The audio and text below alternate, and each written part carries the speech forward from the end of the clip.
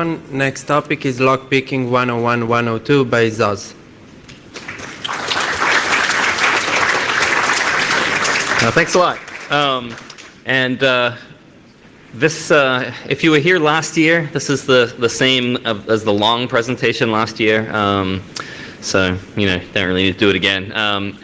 Hopefully Nina and Joe are going to show up at some point. I don't see them, but they have a bunch of locks and picks so people can actually play and practice with them. So it's not just listening to a lot of stuff. Plus, also, this slide deck was very kindly given to me by Tool Boston, the open organization of lock pickers, the US chapter. So I can take no credit for the visual materials. I'm just going to go through their deck. And so I'm going to leave in some of their stuff, which is important to them, such as their rules. Don't pick locks which you don't own. There's actually a good reason for that. It's not just like, we should be nice. It's because picking actually damages locks to some extent. So it's possible to pick a lock to the point where it doesn't work. So it's nice to just only do that to your own stuff and not other people's. And that's also the reason for rule number 2. If you rely on the lock, every time you pick it, you're damaging it a little bit, and eventually the proper key might not work on it.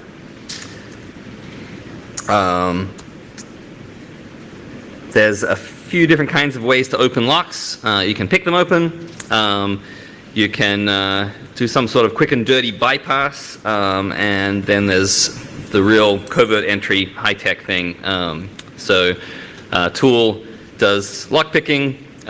Criminals do quick and dirty. And spies do the covert and high-tech stuff. So Tool teaches people how to pick locks, and they're very big. They're big in Europe. I don't know if there's a chapter here in Serbia, but there are a lot of Tool people here in Europe. For quick and dirty, they tell you about it, but don't give you the tools, and then nothing to do with the covert and high tech stuff. But anyway, lock picking is easy and fun, and most of what we'll talk about today are pin tumbler locks, because those are most of the locks that you see on most doors, most padlocks.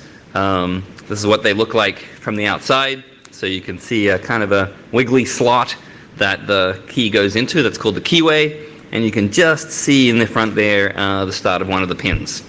So here's like a graphic of what the pin tumbler lock looks like from the outside. And if you just slice away that first part of the lock, what you'd see there is the first pin stack. And so there's a bottom pin, a top pin, and a spring. And the bottom pin, often called the key pin, that's the one that changes length depending on the bitting of the key. The bitting meaning the heights that the key is cut to. The top is the driver pin, and then above that spring is what returns the lock to its original state when the key is removed. So I'm not sure if I don't remember now if I have to press space to make these animations work. There we go. If you try to turn the lock plug without putting the key in, that top driver pin prevents it from moving. It blocks the rotation of that plug. If you stick a key in there, it will raise the key pin to the correct height so that now there is a gap that's aligned with the outside of the plug. That's called the shear line, and that allows the plug to rotate.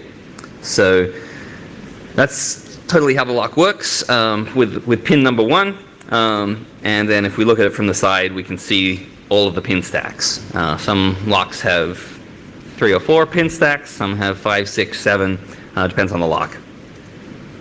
So once again, the key comes in, raises all of the key pins to the shear line, and then the plug can turn and the lock can open.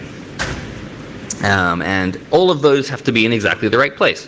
So if that key is not correctly cut by even one bitting, so you can see here one of them is too low, and now not all of those driver pins line up at the shear line, and so the plug won't turn. Same situation if we've got one bitting too high. So the key needs to be cut correctly or the lock doesn't open.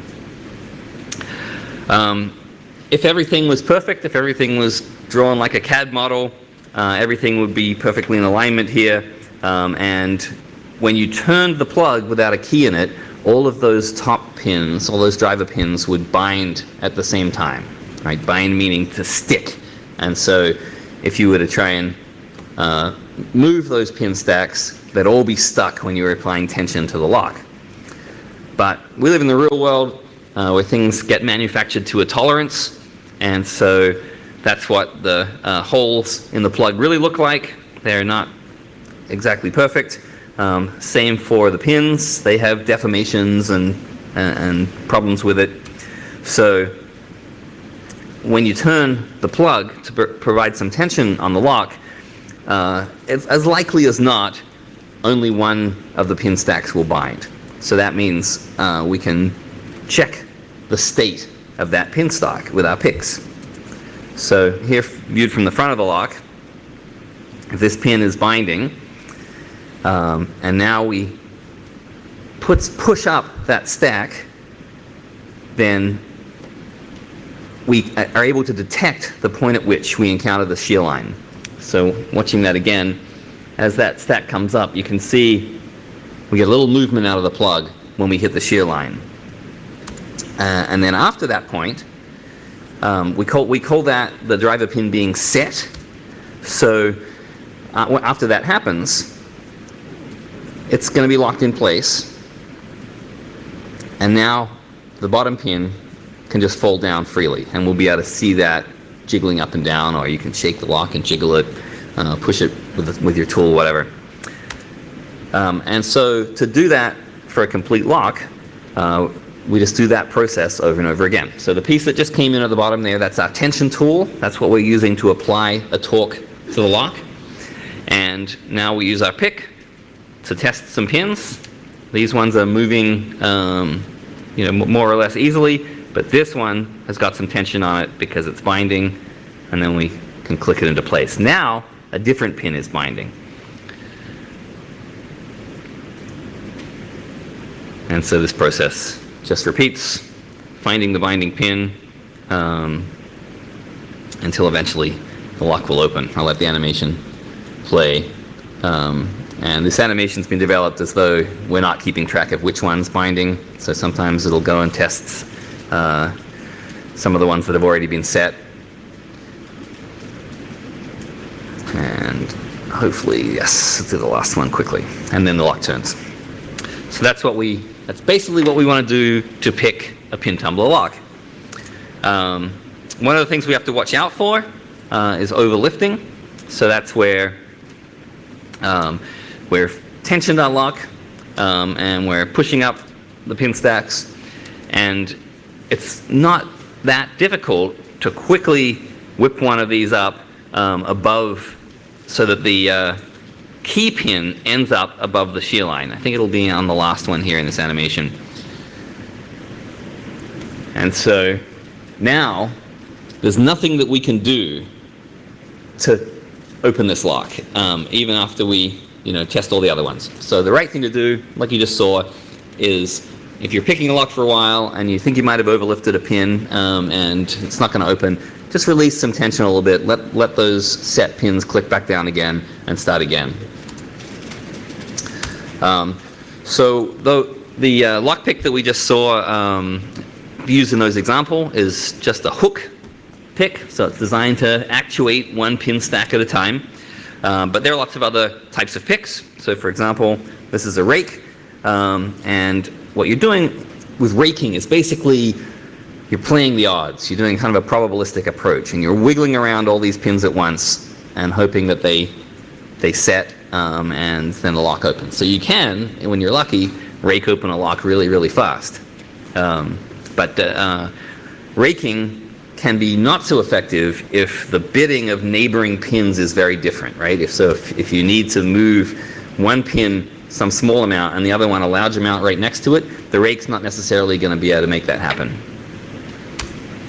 The half diamond, so here we've got hook, half diamond, and rake on the screen, and the one in the middle is the half diamond.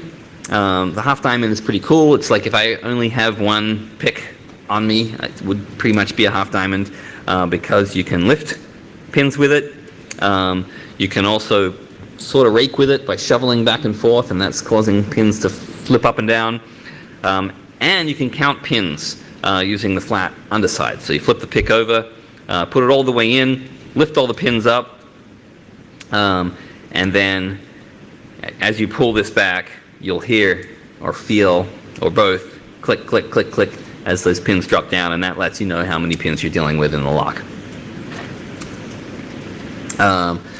The tension tool, sometimes these guys call it the turning tool. It's just basically an L-shaped piece of metal. And usually you won't want to pull on the tension tool by using your thumb. Instead, push it with your finger from the other side. It's a better technique. And the further out you can push it, the more leverage you have, and that gives you more control. You're not necessarily because you want to push that cylinder around really, really hard, but you just want to be able to apply more or less force, and that's easier with more leverage.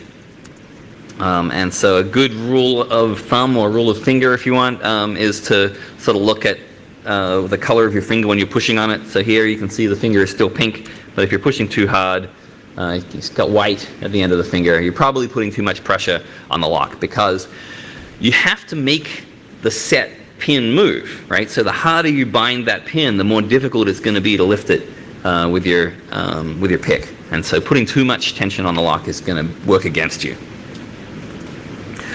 You can usually use these tools that turn at the edge of the plug, so sliding in the bottom there, and your turning tools look like this. Sometimes they've got a bit at each end. Sometimes they're folded over or folded and twisted. The one on the left is folded and twisted. The one all the way to the right is just folded. A lot of this is just personal preference, what you end up liking, so this is a good reason to mess around, have some fun, and see what you like. They come in different widths, because when you've got a tension tool jammed in the keyway, that takes up some space, and that space that you can't use to put your pick in. So sometimes you can get these slimmer profile ones that take up less space in the keyway. That's showing that's the room you've got to move in. And then you can also, there's a slide later on, use one that turns from the center of the plug instead if you need that bottom space in the keyway. Be careful here, you don't want to jam it into the bottom of the keyway, because then you're causing friction that's actually preventing the cylinder from turning. Here's an example of the flat turning tool on the right that you can turn from the center of the plug. Occasionally useful, because it gives you more space to work with. But you're still, blocking some movement of your pick. If your pick has is itself wide, it might run into the bottom of the tension tool there. So it's not the kind of magic thing that's just like, wow, why don't we just always use that? Because it does still block the keyway to some extent. Not all locks open in the same direction. So it's good to sort of have an idea of which way to be turning it. So it's gonna unlock it. Padlocks are often in the clockwise direction. Door locks are often the other way, except for Schlags, which are clockwise again. Deadbolts usually go both ways. Depending on which handedness the door is. So if the latch is on the right of the door, then the deadbolt is going to retract counterclockwise most likely, and then clockwise if it's on the left-hand side of the doorway. I will just skip through this stuff because this is for the Tool Lockpick Village, but Tool sells a range of practice locks, and they have different numbers of pins and different difficulties. They have some anti-picking things, which I'll get to later. And they tell you which is the front and the back. And on those practice locks, either directions will work. So when you're getting started, and again, hopefully we'll have some stuff set up outside after this, practice lifting a pin with the pick, practice tensioning the lock and getting pins to bind, practice finding the binding pin, and practice different types of lifting. Sometimes you want to lift up directly, sometimes you can sort of rock it and you can use the bottom of the keyways for a bit of extra leverage. and just relax and tell people when you got the lock open. I'm just going to move past questions, but you can shout out questions if you have them. Interrupt, I don't mind. Another type of lock that you'll see a lot of is wafer locks. So wafer locks work basically the same as pin tumbler locks, except instead of pins, the pieces that interrupt the lock are stamped pieces of metal. So flat pieces of metal that we call wafers. So that's what one that's got its case removed looks like, and you can see all of those flat metal wafers sticking up out of the plug, and they can move up and down. So if you look at it from the front, you see the front of the lock, and then you can see the red piece there is one of the wafers. If you slice away that front of the lock, you can see what a wafer looks like. It's kind of an oval. It's got a rectangular piece at each end, which is what interrupts the rotation of the keyway. And then the piece in the middle, where that rectangle is cut out, is like the length, in the case of the pin tumbler lock, like the length of the key pin. So that determines, when you put the key in, how much this gets pushed up, such that it ends up in a place where the two shear lines are aligned and the lock can rotate. So this is just like an easy and cheap way to make locks. You don't need 2 pins per stack. You don't need springs. You can make these locks very, very inexpensively, and so that's why you find them on filing cabinets, on electrical panels, stuff that is not necessarily high security.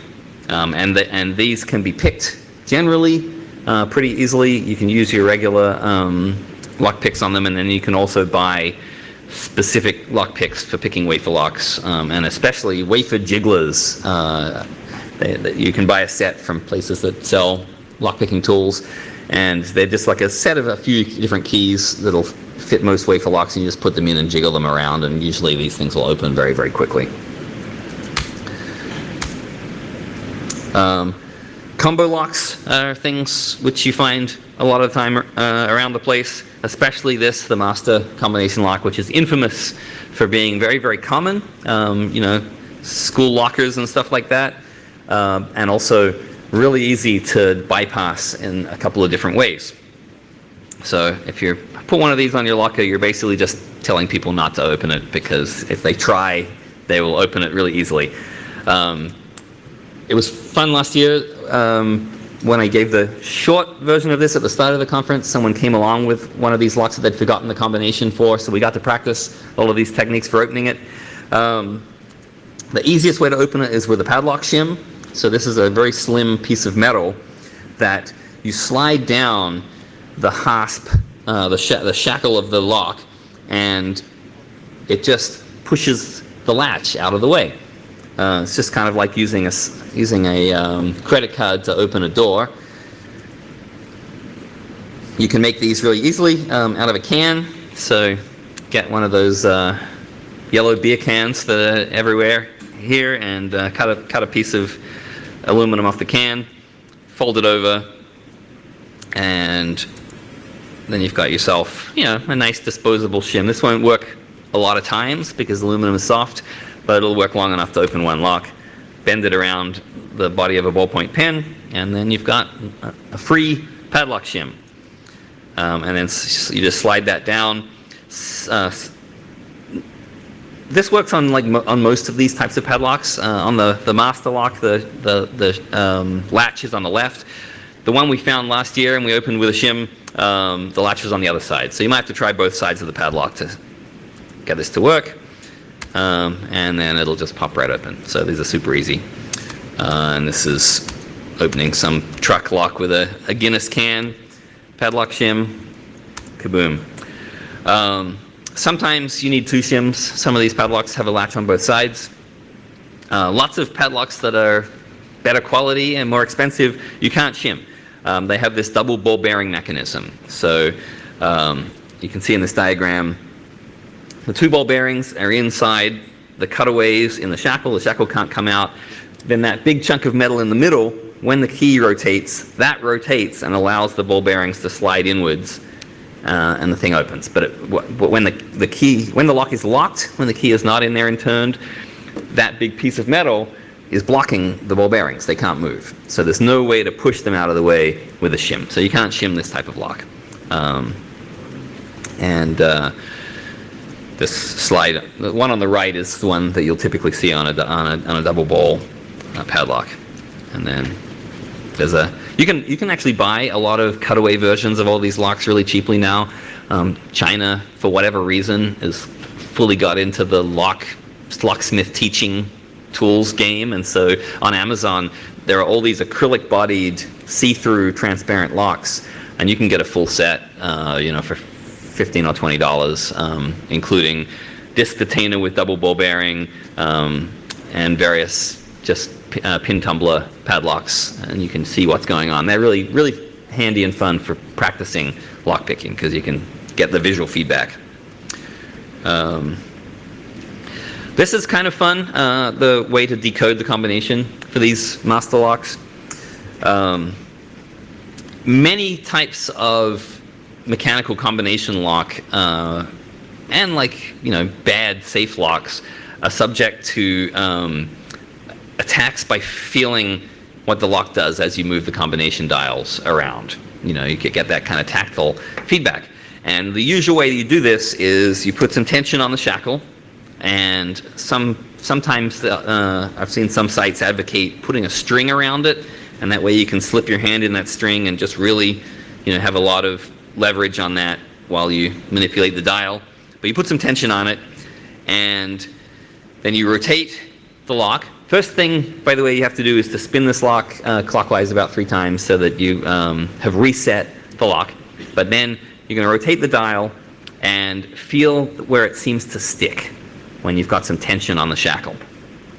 And it'll stick, for every stick position, it'll actually stick a little bit either side of the true position. So you sort of feel where it starts to stick, and then you go from the other side and you feel where it starts to stick. And get an idea of either side of the sticking point, and then write down what's in the middle of the 2 sides of that sticking point. So in this case, if we've got it starting to stick at 4 and starting to stick at 6, then our sticking point is 5. But be aware with this type of lock that in a bunch of cases, the sticking point is going to be at a fractional point. It's going to be at the half point. Either side is going to be a number and a half, and the middle is also going to be a half. And then you're going to write down all the places where it sticks. For this type of master lock, there should be 12 sticking points. And what we're looking for is the odd one out. English idiom, the black sheep of the family. So we're looking for a number that's a whole number. We're not going to worry about the fractional numbers, and that doesn't have the same last digit as the other whole numbers that we found. So let me go back here. If we look at this one, we can see we've got a lot of fractional ones on either side, and then in the middle, all the ones have a last digit of 5. So there isn't an odd one out here. So that means we fucked it up somewhere, and we didn't get exactly the right sticking point. So we go back, look at our fractional sticking points. Are we really sure that they're all in the right place? So no, we got this one wrong. It's really 23, and that's the one we're looking for. That's the odd one out because it's not a fraction. It doesn't have the same last digit as the other whole numbers. That's the one we want. And this gives us what we can call a magic number. The magic number is the modulo 4 divisor of this number. So you divide the number by 4, and the remainder is the magic number. So in this case, it's a 3.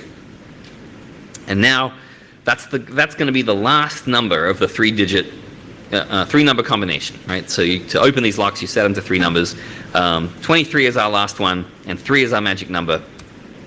And so now we can come up with 20 possibilities for the first and the second number based on this. So for the first number, we start with the magic number and then add 4 repeatedly to it. And that's our 10 possibilities. We know the first one's 3, 7, 11, 15, and so on up to 39.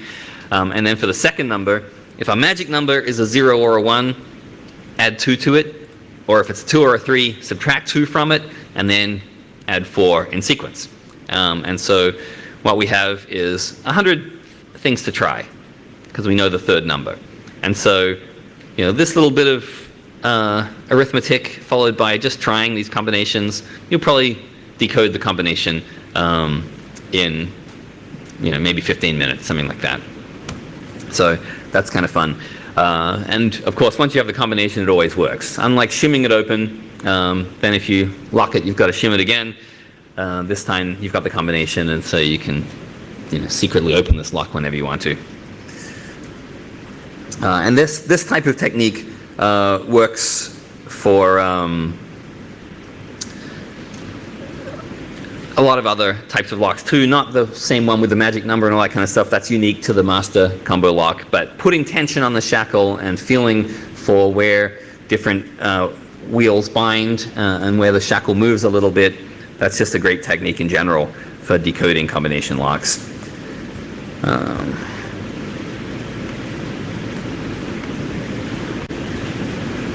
So I said before, at some point we'd get to pick resistance. So this is back to pin tumbler locks again. So, everyone knows that these lock picking methods work on pin tumbler locks. So lock manufacturers have made ways to, or developed ways to try and make it harder to pick things. So the first kind of line of defense is to choose the right keyway. A keyway that's got a lot of open space on both sides, has a lot of room for picks to move in. It makes life easy.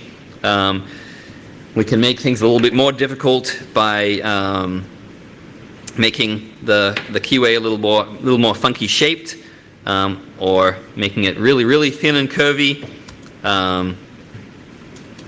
We can make it really hard. You can see there's not a lot of room to move a pick around in. And then something like this, that really, really makes it tough to put a pick in there and move it up and down. So, it sort of depends on the security level of the lock. But let's say, given a normal, fairly simple keyway, we can also make the pins resistant to picking. So this is one of the common pick-resistant pins. It's called a spool pin because it looks like a spool of thread, and the spool pin allows the lock to turn even when, a little bit, even when the driver pin is not at the shear line. So we're not able to detect on that pin stack if we're in the right place or not, because the lock's going to turn anyway. Let me see. Yeah. So even when we push that pin up, we might think we're in the right place, but it's binding at a place where the lock won't turn. So if you're trying to pick a lock with a spool pin in it, spool pins are a little bit more expensive to make, so often a lock will add security by just adding one spool pin. They won't be in all the pin stacks. So if we think that there's a spool pin in a lock, we can still try to pick it, because we can sort of mark on the keyway where the 0 point is, and we can see the lock move both sides of the spool pin when it's in the correct binding, the setting place, and when it's not. And so we can ease off some of the tension as we lift that spool pin.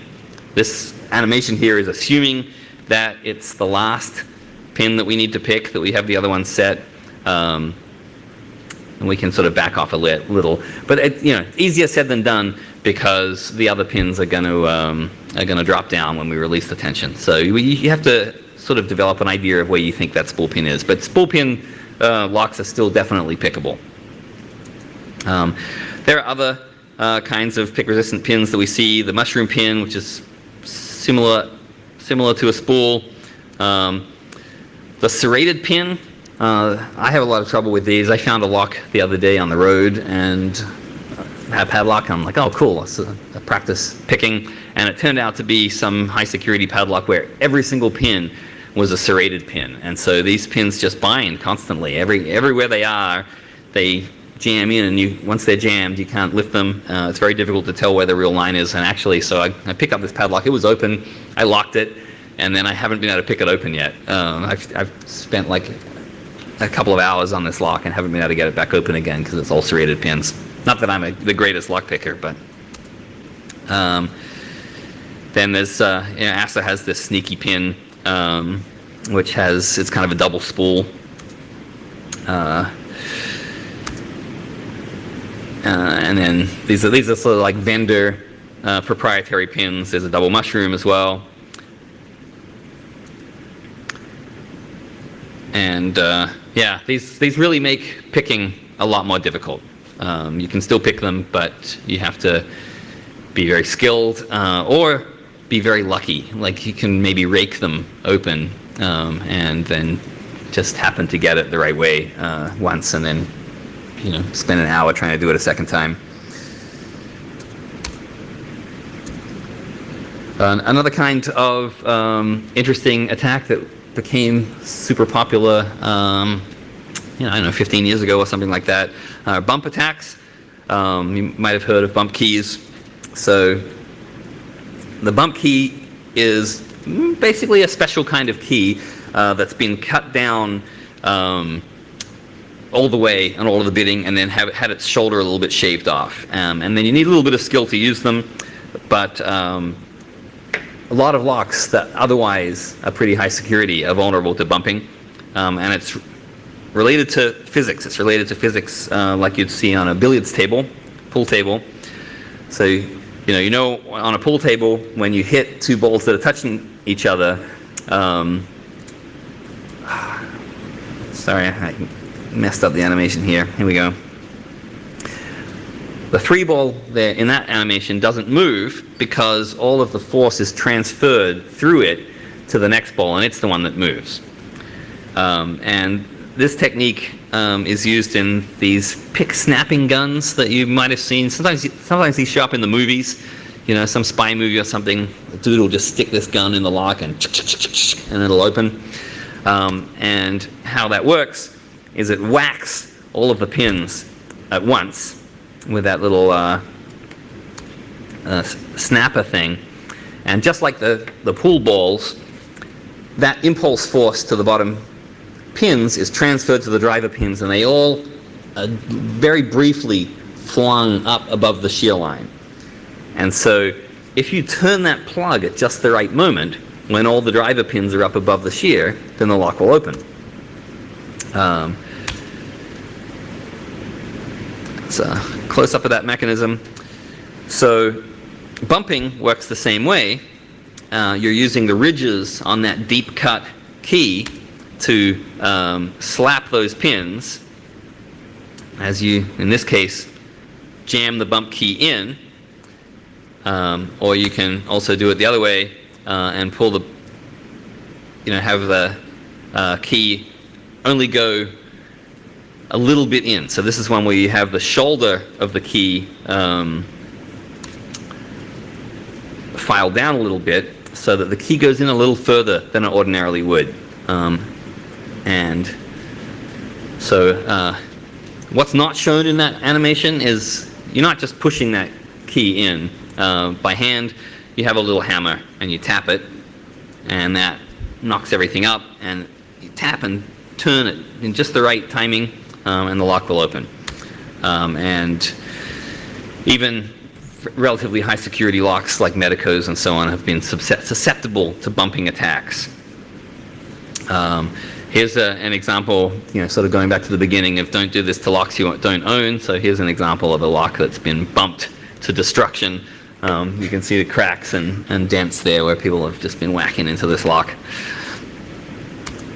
There are some countermeasures to stop bumping from being effective. So one way is to have a driver pin that has a little shelf on it and sits above the key pin there, so that when they're bumped, there's not an animation for that one. That final pin will jump up, but it won't transfer the force fully to that last pin, and it won't lift that last pin. So there'll be one pin stopping the lock from opening still. And then you can also get these anti-bump driver pins. So this is a pin that has a different spring and different mass, and so it's not going to move the same way as all the other pins do when they get bumped. Here's a picture of that. And you can see online, these bump resistant cylinders and conversion kits to make locks bump resistant. This is just a bunch of slides on resources where to find locksmiths and tools, which I'll just skip through because I'm sure they have no relevance to Serbia. You guys will have to find where to get tools and supplies from. The thing with picking is once you're done, the lock is open, but if you lock it again, you have to start all over again, right? And maybe you just got lucky and raked it open and it's a really hard lock to pick, and maybe it could take a really long time to open it again. So it doesn't give you any kind of future access to the lock. The exception, I don't have any slides on it, are the tubular lock picks. So you know the tubular locks that are often on bike locks, vending machines. In Will's talk yesterday on freaking elevators, most of the elevator panels that he showed had tubular locks on them. You can get picks for those too, and they're basically an impressioning tool. They have a bunch of little pins that have like a rubber band putting some tension on them, and you manipulate them into the lock.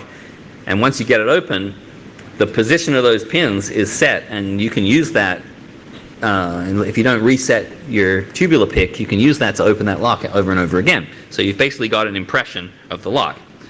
And you can do impressioning with a blank key for normal pin tumbler locks too, and end up with a working key.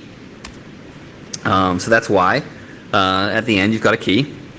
So what you do is you start off with an uncut blank and push that in there so that all of the pin stacks are raised to the maximum point. And then you turn, the lock's not going to open, right? All those key pins are above the shear line. But if you turn it real hard, now you're going to bind at least one of those key pins, hopefully just one, and then wiggle the key, and you're going to cause some rubbing on the top of your key. And then you take your blank out and you look at where the rub marks are. So right here we've got two spots where they rubbed, and we file them down a little bit. So you get a little tiny file down the key where the marks are, and then keep doing it. Still binding at one point, still getting a rubbing. Then look for our marks, file it down a little bit more, and keep going. And at the point when one of the pin stacks stops binding, you'll get a new mark from somewhere else. So here we've got a mark from this stack, but not from stack 4. And then also a new one here. So, we file down the new marks. We're done at the ones that don't have marks. This can take a while. Let's see, can I see the mark? What do you guys think? Starting from the shoulder, 1, 2, 3, 4, or 5?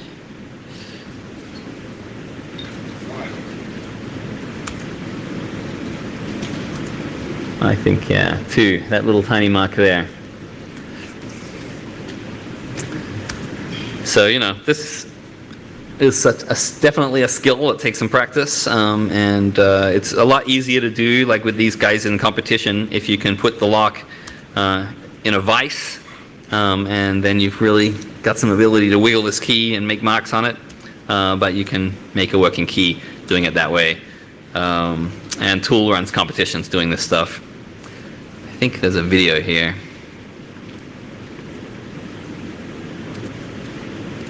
Will it play? No. Alright. Well, anyway. Spoiler alert.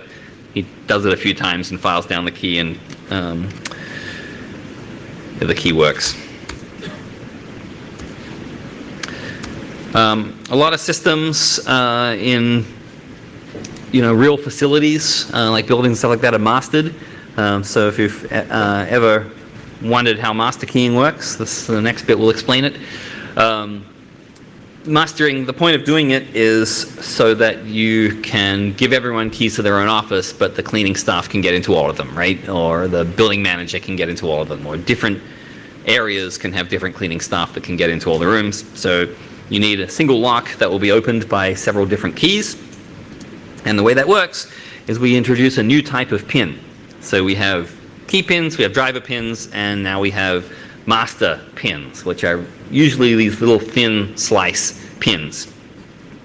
So we can see here that a key that lifts the some of the key pins to the right height and some of the key plus master pins to the right height will open the lock.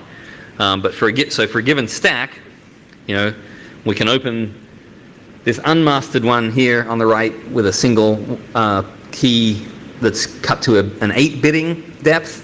But if we put if we could convert that 8 to a 6 and a 2 with a 2 master, we can now open that with a key that's cut to a depth of 8, like the original key, or one that's cut to a depth of 6 at that position. The thing is with mastering is that obviously it makes the lock a little bit less secure because more types of keys can open them. But it turns out it actually makes the system a lot less secure because we can figure out, if we have a working key to a lock, we can figure out what the mastering depth is, the master bitting depth. And so we can actually, this is a fun thing to do if you're bored at work and you work in such a facility, is you can figure out what the master key is for your own office by getting blanks and then filing them down progressively to figure out what exactly the master bitting depth is. So I'll run through that. So if we know that we have a 48426 that opens it, so now if we get another one cut, and you can go to a locksmith and you, at least in the US, you ask for a key cut to code. So if you know what type of key it is and you know the bitting depths, you just tell them that code, 46426. Like you say, all right, I want a Schlage C cut to 46426, and they'll do it for you, as long as it's not a restricted key, a restricted blank key. And oftentimes they'll do it for you anyway. Depends on the locksmith. Or of course you can buy some blanks online. You can do it yourself. But so we know our office key is a 46426, but we're going to cut ourselves a 40426. And then we try it, it doesn't work, we cut it down a little bit, we try it, it doesn't work, cut it down a little bit more in the 2 position, still doesn't work. Eventually, we cut it down and it opens. So I guess our original key was a 48426, but now we know that 46426 also opens the lock, and so we know there's a height 2 master pin in the 2nd position in that lock. And we can repeat that for all the pin stacks in our key, and then we've got a master key to the building, and we can go and break into everyone else's office. Cool. And that was originally published 2003 by Matt Blaze, master key lock vulnerability, and that absolutely works on any master key pin tumbler system, as long as you do it right and you file down. Get a vernier caliper or a micrometer and you file down to the correct differences in bitting of your key, which for a Schlage is, I think, 15 thousandths of an inch is between adjacent numbers of bitting depth. But you can look it up for whatever type of lock that you have. Here is just sort of an overview of different types of picks. If you go to one of these corporate conferences which have sponsors and vendors, unlike Bolcon, which is more community oriented, but many of these conferences will have lockpick vendors and stuff in the vendor village, and they'll sell these sets, and they'll have like 50 different types of lockpicks, and you're like, what the hell are all these good for? I mostly just use a half diamond. Well, anyway, here's what they're good for, and you can also, of course, get this stuff online, and you'll get these beginner sets, advanced sets, like master sets. They've got tons of lockpicks, and it's like, what do I use these all for? And they also might be made out of different stuff too. They may usually made out of spring steel, which rusts. Probably about as common, stainless, and then you can pay a lot of money for your titanium picks or whatever if you want. But regular stainless is usually the way to go, and different thicknesses too. But if you're like really into this stuff, you might care. And then you will often see stuff described as standard profile or Euro profile, which usually refers to the sort of shape of the shoulder of the pick there. The one place I care about that is I always get a few Euro tension tools because they narrow down at the point where they go into the keyway, and so often, especially with cheap padlocks, there's often a very narrow space at the base of the keyway, and the Euro profile tension tools will fit in there nicely, whereas the normal ones won't. So here's lots of different types of picks. We saw these already in all the demo animations. These are the hooks, and you can get all kinds of different shapes of hooks. I would say mostly your kit should probably include a short hook and a medium hook.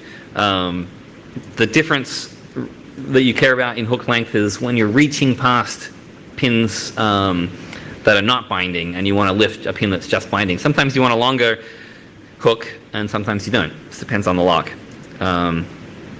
So, you know, typical and awesome, the descriptions there of the short hook and the gonzo hook. I've never purchased a gonzo hook. I've never even seen them in the place I buy picks from, but a long hook is useful. You have these also reach tools, you know, for getting past when you're dealing with locks with a lot of pin stacks. Then your diamonds. You can also get different shapes. Mostly a standard sort of starting kit will just have one size of diamond, and that's usually enough. And there seems to be no real point to having a diamond on both sides, because then you can't use it to count pin stacks.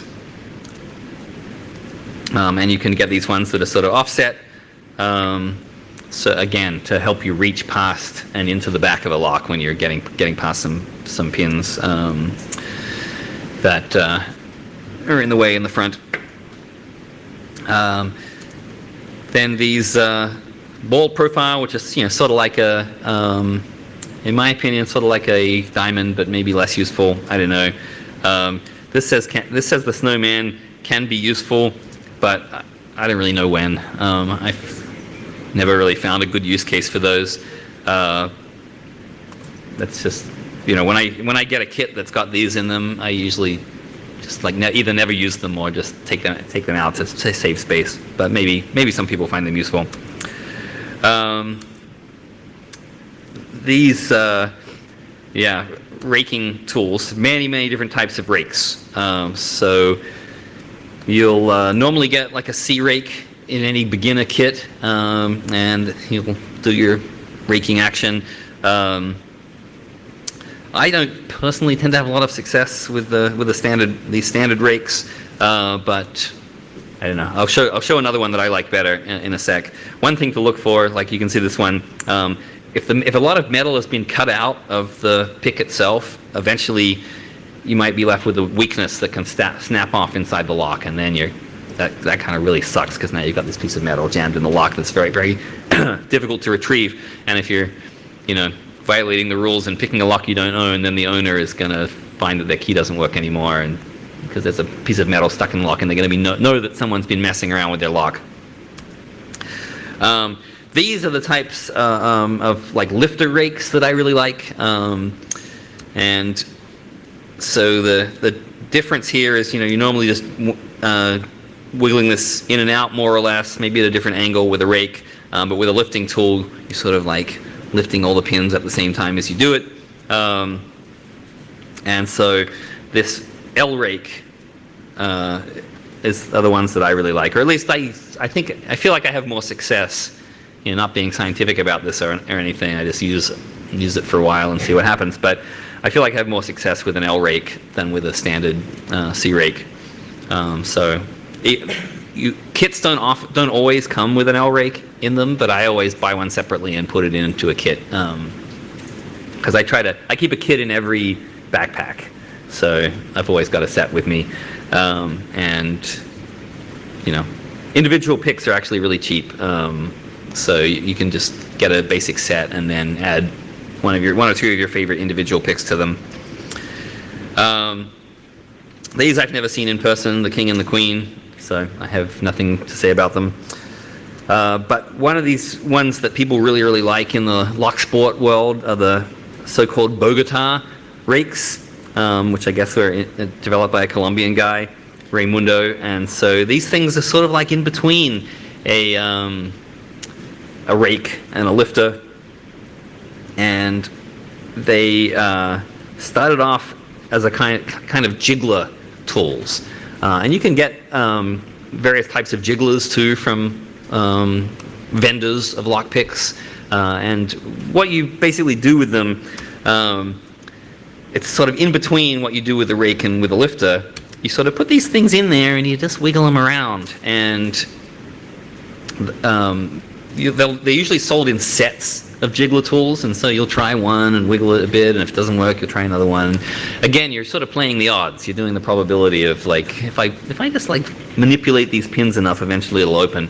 But some people really swear by them, and if you like lock yourself out and get a locksmith, and the locksmith doesn't drill your lock right away and replace it, it's very, very common that the locksmith will come with some jiggler tools, and that's kind of the first thing they'll do is try jigglers on your house. You've got some low security 5-pin Schlag on your, or a quick set on your house. The locksmith is most likely going to come along with a jiggler tool and just try that for a while before drilling out your lock. So these Bogota rakes, sort of owe something to the jigglers too, and they look basically like this. And I actually don't have any of these. I think maybe a couple of my kits came with one in there, but I haven't used them a lot. But the Locksport people really like them, so I don't know. Try them out, see what you think. How are we doing for time? 5 minutes. All right. Let me see what's here. There's a whole bunch of stuff here on looking for tool marks on locks. I guess I'll do it just for fun, but I'll take time for questions too, or you can talk to me afterwards as well. So this is just kind of interesting. This is not something, unless you work in law enforcement or whatever, you probably would never see any of this stuff. But to me, it's just interesting that you can see, if you really look at pins, whether or not they've been picked and how. So when you get a pin from the manufacturer, some little high-speed lathe machine has made those picks and has left tool marks on it, most likely concentric circles like that. And so you can see how it was when it was first made, and then as that's used to be in the lock, legitimately unlocked, you've got a key rubbing across its face twice every time the lock gets opened, at least twice, because it goes in and goes out. And so you can sort of see how these tool marks wear away as the key is legitimately used in the lock. Similarly, the plug is scraping against those spring-loaded driver pins every time it turns, so you can see what happens to a plug after it's been used a lot of times. And these are all sort of predictable marks from normal use. But picks go to places that keys don't. The key is mostly touching the bottom of the pin every time, but a pick can reach around and scrape the side of it. So we can see interesting marks on here that maybe aren't subject to normal wear and tear. So if you look just there, there's a mark on there that would never be caused by a regular key operation of the lock. So here are some examples of the kinds of marks. And again, this is what I was saying. Every time you pick your lock, you're doing a little bit of damage. And you can see when you're picking, often little tiny flakes of brass come out, because brass is a soft metal. It's easily scratched by the pick. So then you got marks all the way across the face from a rake, mixed picking there, and this is why you don't want to practice on other people's locks and upset them, because eventually you're really going to wear down the pin, and sooner or later it might not open. Especially if the legitimate key is multiple generations from the original key, and so every time it's been cut as a copy, a little bit more error is introduced, and probably many of us have experienced the case where we've had a key that previously worked, now it's sticky and doesn't quite work right, and you got to wiggle it when you get in there, because it was never really perfect to begin with, and things have worn down a little bit. The snapper guns, which this is just a total bypass tool. There's no skill in it, so the lock sport people don't like them. But they're whacking the hell out of the pins, and so you can see these snap gun marks on the pins. And then, especially when you're beginning, you sometimes you don't know where the last pins are, and sometimes you'll really jam the pick in and scrape the back, so you can find tool marks on the back of the keyway. And also, like I said, right when we're talking about tension tools, if someone's putting too much downward pressure, they can scrape the bottom of the keyway, and you can see that too. And then also, if people are trying to force the lock, of course, you'll see some tool marks like that. The bump keys, these are alleged to be bump key marks. I'm not sure if I guess if you were a police forensics guy, you might be able to spot these and say, yeah, that was definitely a bump key, maybe. Let's see what's left. All right. I'll play this stuff anyway. Okay. These are some of the resources for learning more. So. Practical lock picking. Deviant Ollam is the guy who did most of these slides, I think. Certainly all the key animations Deviant did. Deviant also, Will thanked him yesterday in his elevator freaking talk. He gave him a lot of head start stuff on the elevator freaking. So Deviant's cool. And his book has a lot of the stuff in it. Mark Weber Tobias is sort of one of the guys who's written the most books on locks and safes and stuff like that. There's a whole bunch of his stuff out there, and he's also given a number of long talks at hacker conferences, so you can look up his stuff if you want to see some really in-depth things. And then, of course, the tool websites. There's a guy actually, in terms of videos, there's this guy, the Lock Picking Lawyer, and he does some really good YouTube videos where he'll take some sort of lock, whatever it is, per video, and do a careful deep dive into how it works and how to pick it and stuff like that. I like his videos a lot.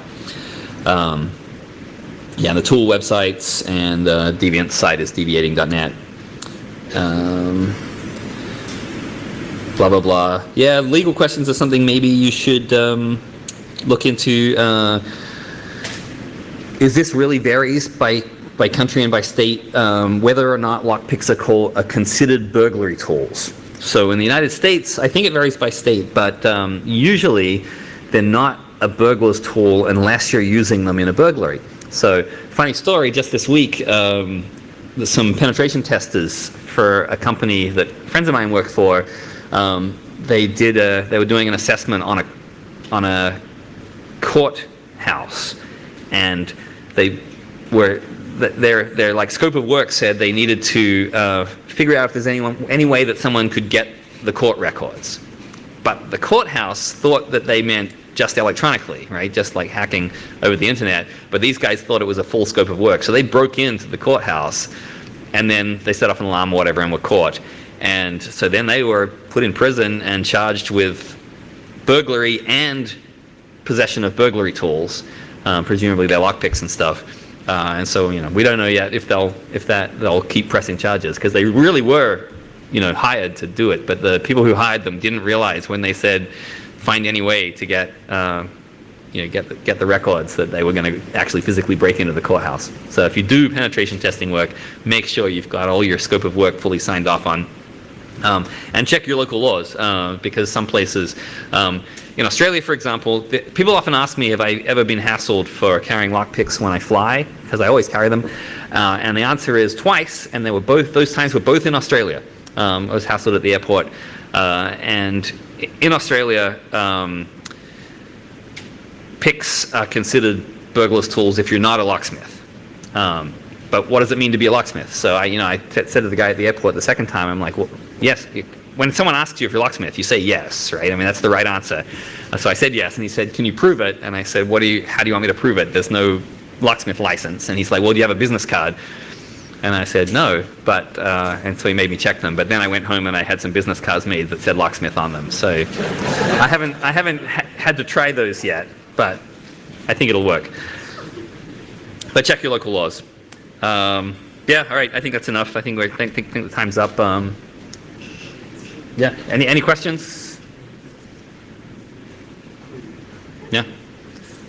It's possible when there is a key inside of the cylinder on the other side. How do you solve that? You can even with the regular key you cannot unlock it if there is a key on the other side. Can you push it out and then?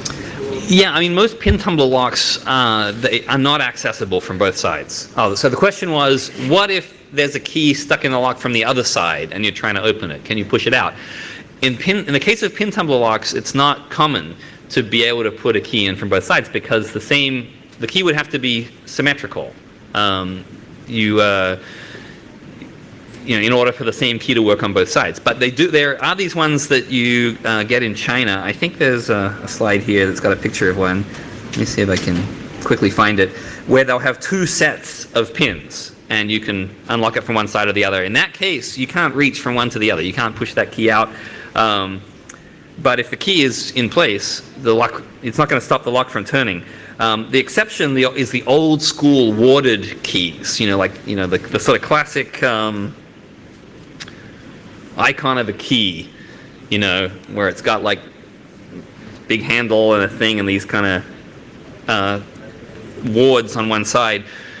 It was common for them to be able to be used in both sides, and one way that people were warned, if you have that kind of key on your hotel room door or whatever and you're asleep, don't leave the key in the lock because someone can push it out and put some paper under the door and catch it and then like bring it under the door. But no one uses those keys anymore. Maybe in Africa or something, I don't know. Let me see if I can find the picture of this Chinese style lock. Oh, that's right, it was in the impressioning section.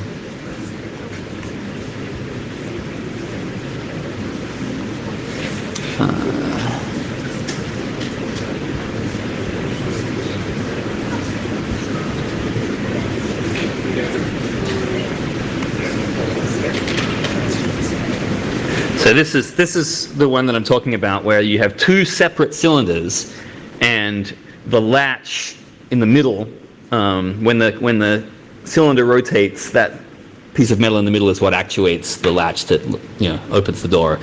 And so those cylinders are the same on both sides, with the exception it's a whole talk in itself, and this guy gave it at DEF CON China this year, so you'll be able to look up the video if you're interested. This guy's name's Lucas.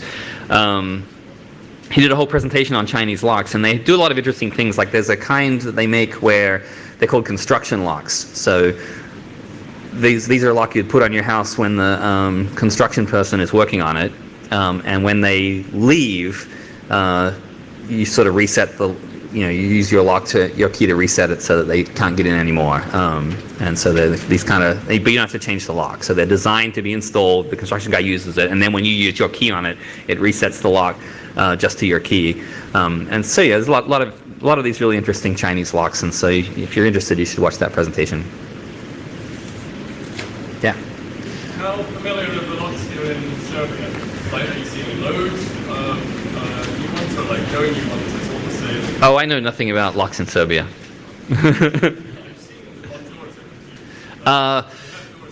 Yeah, well, I haven't looked at the ones actually in this building, and then of course it's the electronic locks in the hotel. So yeah, I haven't really looked. Anyway, Kirill should come and get set up here. I can answer questions and talk about locks afterwards.